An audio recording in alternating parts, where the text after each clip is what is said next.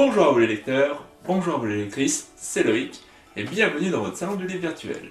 Aujourd'hui, une nouvelle vidéo pour vous parler de mon quatrième roman, Au fond du lac, et qui est paru en 2019. Avant de vous en dire plus, je vous laisse avec cette petite vidéo. Bon visionnage! Göteborg, Suède, dépaysement assuré pour une jeune française comme Ariane.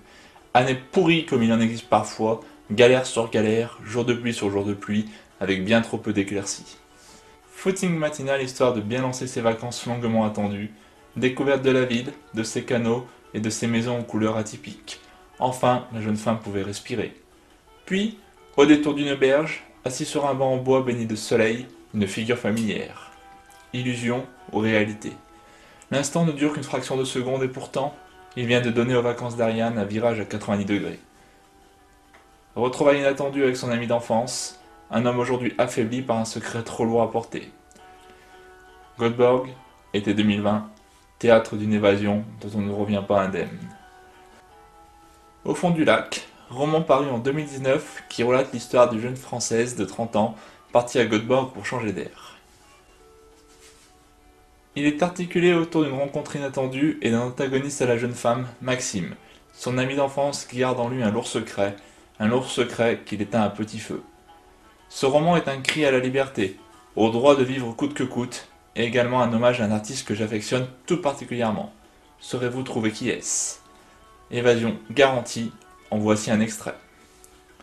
Chapitre 5, passage numéro 13, Göteborg, dans les rues, minuit 17.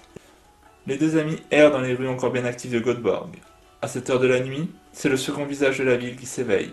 Il est plus joyeux, plus festif, plus enclin à la discussion et à la dérive des pensées, mais également plus proche de la rupture.